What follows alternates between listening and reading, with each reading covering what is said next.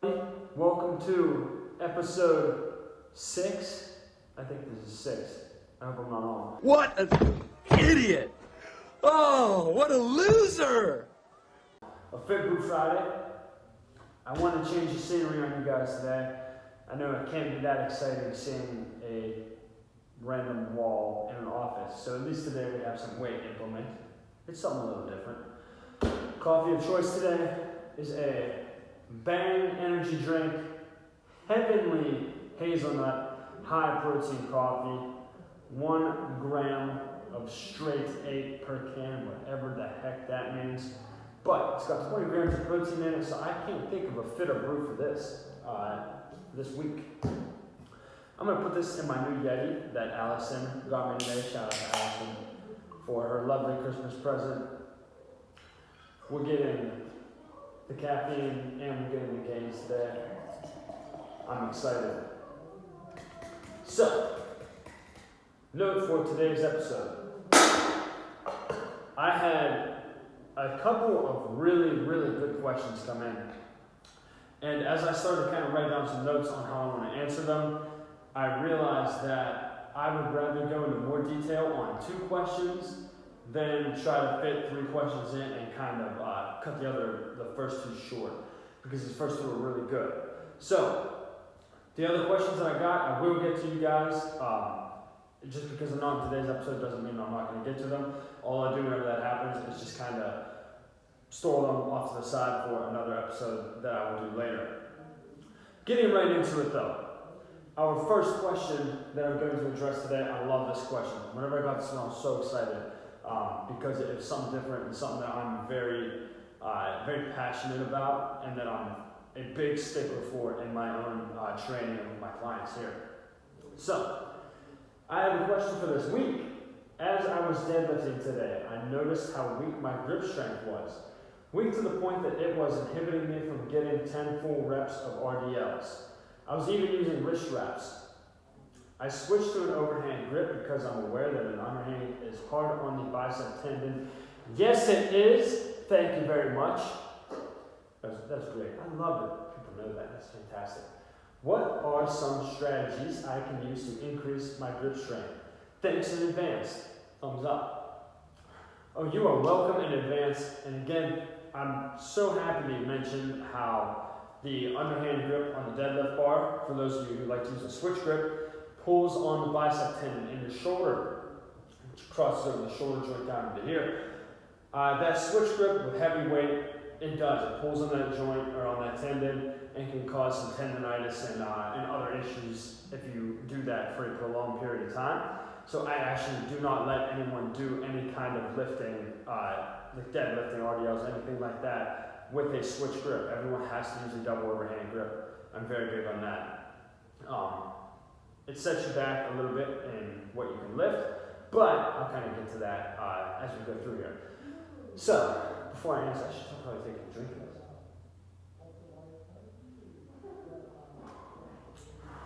Delicious. Absolutely delicious. Highly recommend the heavenly hazelnut to anyone who hasn't tried it. Anyway, a big, I guess I don't want to call it a quote. I forget the word for this. Moving on. It's something that I like to repeat for my clients, and something I hold very close to me, is you're only as strong as your weakest link. For most people, that's your grip strength. When you're deadlifting, you're doing RDLs, any kind of exercise that requires you to hold and pick up weight from the floor up, your grip strength tends to be the weakest. And the way I see it, you are only as strong as your grip strength allows you to be.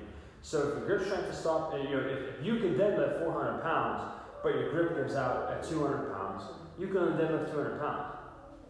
Again, that's my opinion on it. There's a time and a place for everything. So if you're going for an absolute max effort deadlift or something along those lines, and you want to use wrist straps for it, if it makes you happy, go ahead and do it. I don't personally, I don't really allow clients to use them at all. Like I said, every once in a while, if I'm feeling generous, sure. Same thing with belts. I don't like lifting belts at all. I don't use them in my training. I don't allow clients to use them here.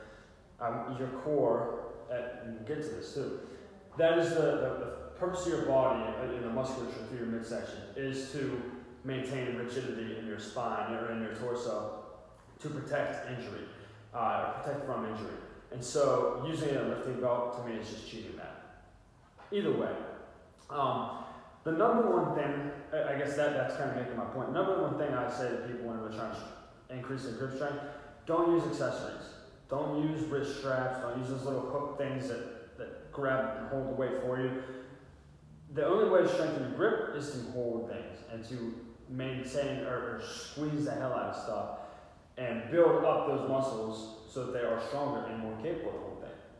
So get rid of your wrist straps, anything like that, throw them out the window. You don't need them. Second point, something that I like to use personally for conditioning myself and clients and athletes that come in here are carry variations. Farmer's carries, whether that's single arm, two arm, with different implements. You can use dumbbells, kettlebells, a trap bar, like a hex bar, like this guy right here. They make specific implements to actually carry if you have access to that kind of equipment. If you don't have space necessarily in the facility where you're working out, you can just do iso holds, where you hold your implements down the side, keep your posture nice and tall, chest high, shoulder blades kind of retracted a little bit, and just stand in place for a set amount of time. It's the same thing. The walking part of it just adds a little bit of, what's the word? I'm forgetting words today, guys. I gotta pull this together. Adds a little bit of dynamic stabilization to the exercise. It forces you to kind of use different muscles to keep things from getting all out of line and hurting yourself. So carries and carry holds, or iso hold, just holds. Dead hangs. So like this lovely pull-up bar that I have behind me, something that I like to throw in as a warm-up to my exercise is just grabbing onto that bar and letting yourself hang down. And when we do that, this is also great for opening up your shoulder caps a little bit, is we're just letting our entire body relax. So you're going to notice your shoulders kind of shrug up and you're kind of hanging right through this joint rather than trying to keep tension here. You're still going to work the forearms because you're holding on tight as hell to just maintain your body weight, or you hold it up and not drop to the floor. But we're letting those shoulder joints kind of stretch out and open up a little bit, which is an area of the body that tends to get tightened up over time and just overuse and over internal rotation emphasis. And so that, again, great for building grip strength up and great for shoulder health. I recommend doing a minute, and just about a minute hold, a couple times a week. You can do that every day if you want to, actually. And if you can't do a minute all at once, break it up into smaller increments. Totally fine. If you got to do 4 sets of 15 seconds, 6 sets of 10 seconds, whatever you got to do, just dead hangs. And there's other parts to that, or other factors to that exercise that I would like to include, but I'm not going to in this video just for time's sake. If you have questions about how you should do dead hangs, ask me. Reach out to me on Messenger, whether that's at K-Specific Wellness or at JRose094. Moving on, fat grips. If you guys have never seen fat grips, there are these little blue cylindrical rubber implements that you can kind of open up and clip over, whether that's a barbell or a dumbbell or a pull-up bar, anything you want to use. And they're thicker. They require more muscle activation in your arms to hold because you, instead of being closed down like this, you're like this. They're hard as heck to hold on to. Great for building muscularity in your forearms, your biceps, any flexion muscles of your arm because they require you to grip down tighter. And so if you haven't used fat grips before, give those a try. They're brutal. Any kind of hold and pull. Really, any row variation or any hold variation. I kind of mentioned that earlier, I alluded to that a little bit. Anything that requires you to hold on and not let go of something is going to build your grip strength up. So any rows, any pull downs, like I said, carries, deadlifts, literally doing a deadlift doing your RDL with lighter weight that your forearms can maintain is going to build up your forearm strength and allow you to do a little bit more weight. Just give it time, trust the process. And finally, if you want to throw in some kind of wrist curl variation, whether that's forearm extension, forearm flexion stuff, finger strength, so doing holds or dead hangs specifically by your fingers. Finger strength is a big part of that. It's easy to work, but it's very, very challenging. So if you're advanced enough and you think that's something you can do, throw in some finger strength stuff like those holds. I'm running out of time, so I'm going to move on to the next question. I think I gave some pretty good points there. Next question, give me your best core workouts. So, starting out with this. A lot of people aren't aware, your core refers to all of the structures of your body, muscle, skin, bone, tissue, everything, from your shoulders down to your knee. So whenever they say core, it doesn't necessarily just mean abs. And with that in mind, I'm going to kind of address everything in that area to give you a more comprehensive answer here, and hopefully I don't run out of time doing this. As I said, core consists of everything in here, and what a lot of people suffer from is a condition called jaundiced lower cross syndrome. And what that refers to is where your abs are kind of inhibited and shut off because you're not using them a lot. And the same goes for your glutes. So your abs and your glutes get inhibited and kind of shut down. And the opposite effect happens in an X, which I'll show you in just a second here, with your low back being over tightened from always sitting in hyperextension of the lumbar spine, and your hip flexors get tight. So we have a tight back, tight low back, tight hip flexors. If I stand up, what that causes here, our core is weak and our glutes are weak, which on one hand forces us into this, where we have a low back extension and anterior pelvic tilt.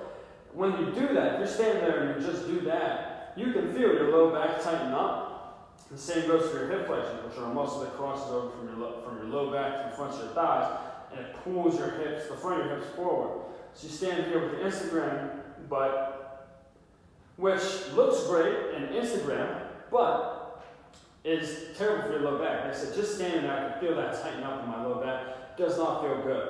So what we're going to do is address everything, or a couple things that will help all aspects of that lower cross syndrome. So on one hand, we want to look at